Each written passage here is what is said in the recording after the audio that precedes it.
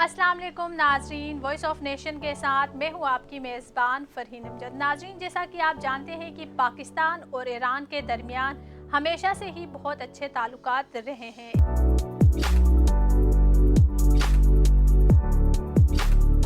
कराची में ईरानी कौंसल खाने की जानिब से एक मकामी होटल में पाकिस्तान और ईरान के दरमियान सियाहत को फ़रोग़ देने के लिए एक तकरीब मुनक्किद की गई, जिसमें शहर के मारूफ कारोबारी, सियासी और समाजी शख्सियात ने शिरकत की। मज़ीद जानते हैं इस रिपोर्ट में।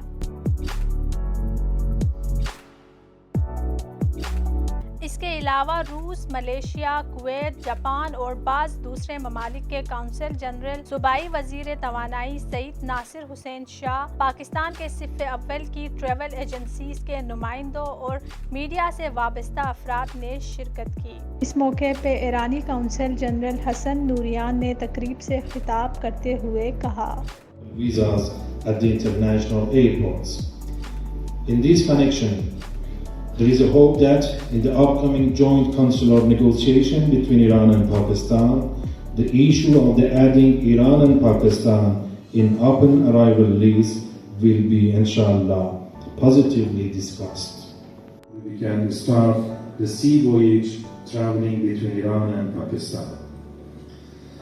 For those who are interested in the historical tourism sector, and I hope that we will be witnessing increase in the number of direct flights between the two friendly.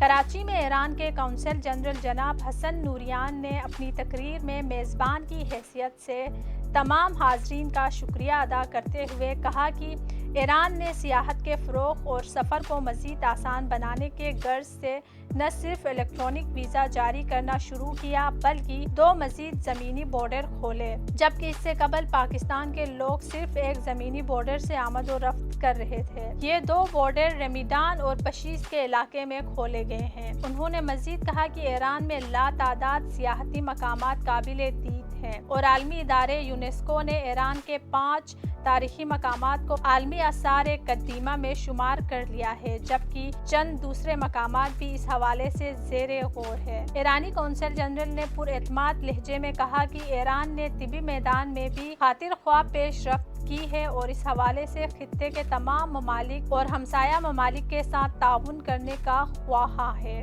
Parsia the land of empire and kings के मुसन्निफ doctor Iftikhar Salahuddin ने भी मोतबर असनाद और शवाहिद की रोशनी में Iran की तारीख और सकाफत के हवाले से बहुत मुफस्सिल खिताब किया और ईरान के अहम तारीखी और सियाहती मकामात का तारुफ पेश किया।